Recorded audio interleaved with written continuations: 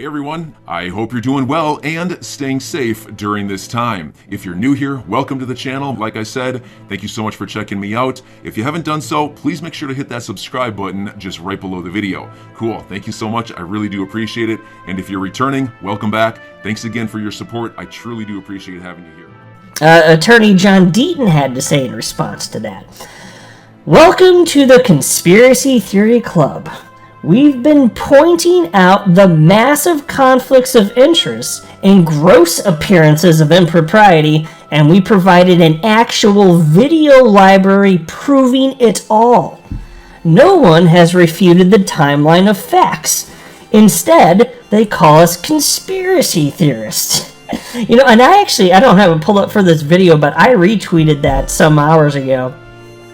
And I pointed out, it's like, this is where else can you go, basically? Where else can you go to be and get claimed to be a conspiracy theorist when all you're doing is pointing out actual facts that nobody disputes, and you still get called a conspiracy theorist? Like, where else can you do that but in the XRP community, pointing out what's happened surrounding the SEC and Ethereum? Where else can that happen? Well, nowhere. Completely absurd. And then there was this from Attorney John Deaton, who tagged Jeremy Kauffman. Now, Jeremy Kauffman, he is the CEO of LBRY. Jeremy Kauffman was told that if his company, LBRY, holds any LBC tokens, and it sells any of those tokens while performing any maintenance or upgrades to the network, the token constitutes an unregistered security. You can hold and believe in Ethereum, but still be outraged. So think about this. What does that mean for Ethereum? Like, go back to Ethereum again. ETH 2.0, anybody? They may have dropped that moniker. I think that they might have dropped the ETH. I don't really follow it that closely, to be honest with you. I just know Ethereum, since its inception, has had serious scaling issues, and even Joe Lubin, all the other founders, they understood that it's not something that was scalable and that additional work would have to occur. So here you go, something that's not functionally really working. It's not all the way there, and again, it was a prototype effectively. So building out ETH 2.0, or if they're calling it something else now, I can't remember because again, I don't follow it that closely. That the SEC turns a blind eye. Major player, everybody knows in crypto what the hell Ethereum is. Number 2 crypto by market cap. But here you have Jeremy Kauffman with a LBRY, much smaller project, and he was told by the SEC, if you even upgrade the network, because that somehow makes it look like there's a common enterprise, even just upgrading. What the hell? What does it mean to have a finished product? Think about that. And he pointed that in the interview too with John Deaton. It's like, so what does it mean to have a finished product? Is the internet done? Is Gmail done? Is Google done? The search engine is just like, do you have to reach a point where it's actually? That's not how technology works, folks. Always upgrades are necessary. And they have to know this. They just don't really care. They just want to take a hammer to what other people are building because they're complete asshats. And then there was this from John Deaton's crypto law organization. They're highlighting the Joseph Lubin tweet right there and wrote, while Ripple and LBRY are getting sued by the SEC, this high-profile market participant makes this material fact announcement to the markets. And again, the announcement that they have a significant treasury of Ethereum and they're using it to build out the ecosystem. What in the ever-loving hell, folks? What in the ever... This is not an equal distribution of justice. This is not a level playing field. And then you see these people that set up the policy over the last years. You see how the way that there's been this unequal distribution of justice, how it's benefited those specifically that have rendered this landscape into existence. They're fine. It's pretty freaking gross. And then there was this from an XRP community member named Jay, who retweeted that same comment from Joseph Lubin and wrote, "What? But Ripple can't have a treasury of XRP?" So think about it. Joseph Lubin, treasury of ETH. But Ripple, they can't have a treasury of XRP, although technically it's not holding it, that's the problem. But if you ever sell it, then you're in trouble. It's not the holding of it. It's not technically the treasury of it. But it's the fact that you have it and then you're also selling it. So in the case of Ripple, even if it's just for the purposes of doing whatever they can to whatever degree they have the capacity to manage liquidity for on-demand liquidity, they can't even do that according to the SEC. Completely ridiculous. So all these valuable use cases, just throw them out the window because of something from 1946 having to do with oranges. And so John Deaton responded to that, and he was referencing Eleanor Terrett with Fox News and Charles Gasparino also with Fox News, and he wrote, "Ellie and Charlie, we know how many XRP tokens Ripple owns. Each quarter, Ripple publishes XRP quarterly reports detailing sales or transfers of XRP. Jeremy Kaufman of Library provided a ledger showing exactly where the money went or goes. Both got sued. Transparency is the crime." And that is what it looks like, isn't it? It look fine. Joseph Lubin, maybe he's getting a little gutsy here, posting what he said, "Oh, significant treasury of ETH." Okay, fine. We still don't know how much he holds. He doesn't want to share that. He's not particularly transparent. I think, so why did he share that? I think he's cocky. He's just cocky. He thinks he's invincible. That'd be my bet. That's just my speculation. That's what it looks like to me.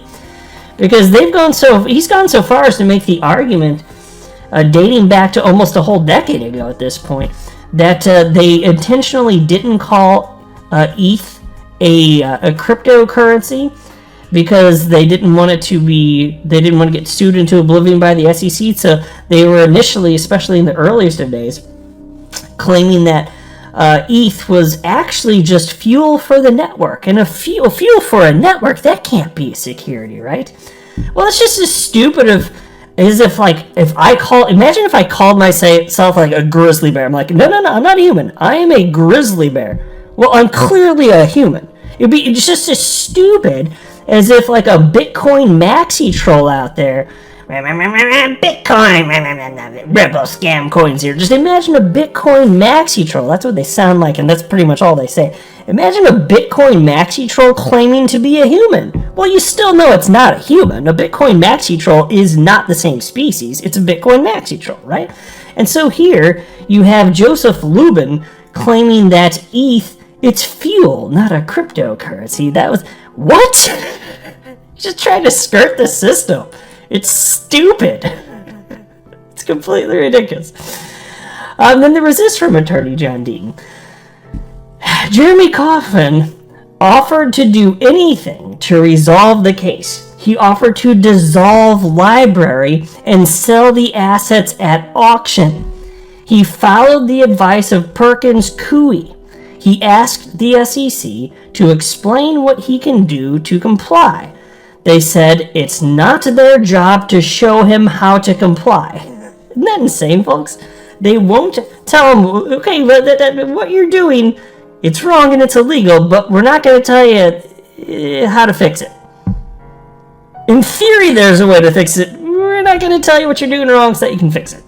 We're just going to make a bunch of claims, and then the claims are the bad part, but in terms of how to, comply, good luck.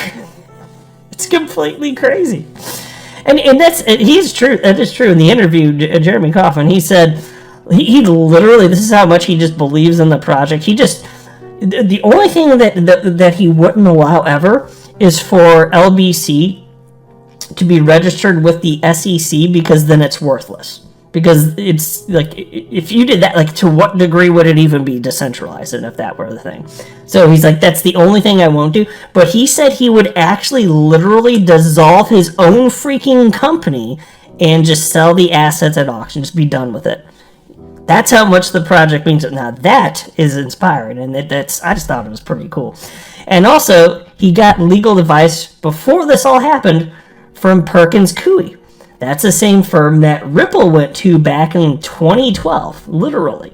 That's the same firm that said, hey, Ripple, there's always risk associated with anything in life, but if you go to market the way that you're describing here, XRP would not be likely to be found to be a security by the SEC.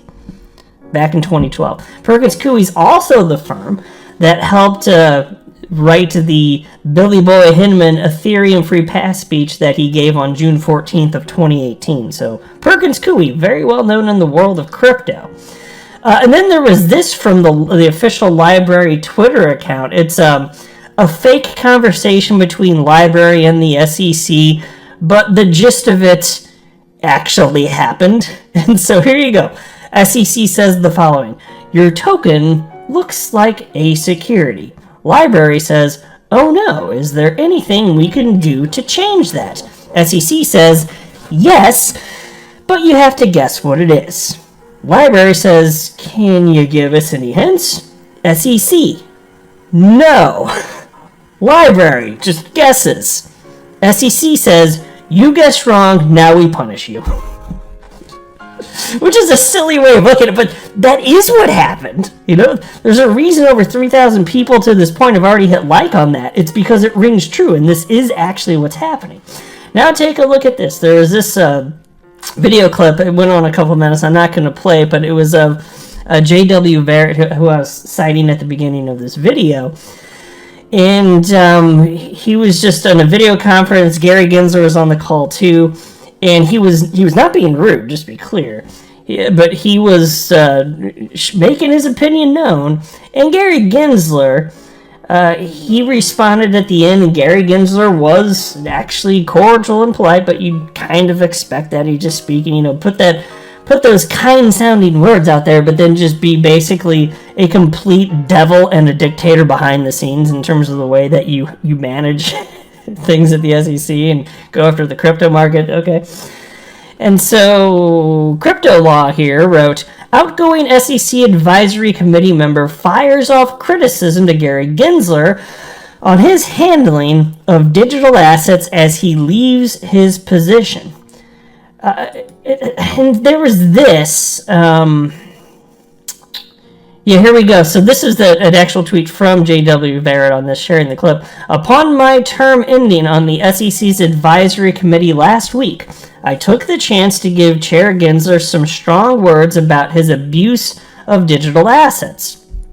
Check out Gensler's response. And again, his response it actually was cordial. And J.W. Barrett, he, despite the fact that he's saying it was strongly worded and, hey, Gary, you're, the abuse of digital assets, despite all that, they were being adults. And so I can respect that. That's fine. But take a look at this article on this exact topic, because this is what he was talking about in the video clip. This article is from Cointelegraph, January 19th this year, 2022, titled, SEC Advisory Committee Member Calls Agency to Open for Public Comment on Crypto Regulation. Now take a look at this, because he shreds, and this is really gonna resonate with anyone in the XRP community. He shreds the way that the SEC is going after crypto markets. Associate law professor and member of the Securities and Exchange Commission's Investor Advisory Committee, J.W. Barrett, is calling for the government agency to open for public comment in regards to digital asset regulation. In a petition addressed to SEC Secretary Vanessa Countryman, Barrett said opening the floor to comments on digital assets could function as a genesis block for the SEC to reform its regulations on digital assets. Yeah, pause. I don't think the SEC at this particular juncture in time is interested in reforming its approach on digital assets, but this is still very admirable, and I'm glad that J.W. Barrett is doing this. People need to continue to speak out and bring the fight to the SEC. Anyway, piece continues. Barrett said he was a holder of Bitcoin, Ether, and, quote, a number of Layer 1 and Layer 2 tokens readily available on top-tier exchanges, end quote, and was concerned how the SEC could potentially crack down on tokens it currently does not consider securities. Folks, This is exactly what the fear has been in the space, especially after the SEC came after Ripple, claiming XRP is an unregistered security of their company. Because if XRP is an unregistered security, what other cryptos do you listening to this hold that the SEC will later attack, ruining the market price of that for you as well? I mean, there's a lot at stake here, and that's exactly what J.W. Barrett is saying right there.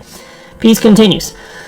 Under the SEC's strategically ambiguous interpretation of the Howey test regarding classification of investment contracts, I cannot be certain that the SEC will not in the future target one of my token holdings under the guise of the Commission's investor protection mission in a manner that would ultimately cause me significant losses as a property owner. And that's a quote from J.W. Barrett. And then he said, this open call for comment is the only way to appropriately crowdsource this issue and appropriately develop a digital asset regulation Genesis block. Golf clap from Mr. J.W. Barrett.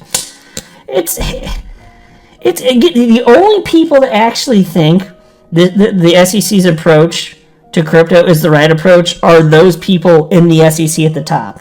And not even everybody at the SEC thinks this is the right approach, like Hester Peirce, SEC Commissioner, for example. But this is what they're doing. I'm your guy. I will keep you posted. I'm your advocate. I'll be back on a daily basis, usually multiple times per day, with these videos to keep you updated with everything going on. So, I hope you enjoyed the video. If you haven't done so, make sure to hit that subscribe button. Feel free to share any of my videos with your friends, family, social media, or anybody who may care to listen. Thanks so much for your continued support. I'm always here for you. I want to help you through this time. So thank you so much for continuing to choose me. Enjoy your day, stay safe, and I'll catch you again probably in a couple hours. Thanks, everybody. See you later.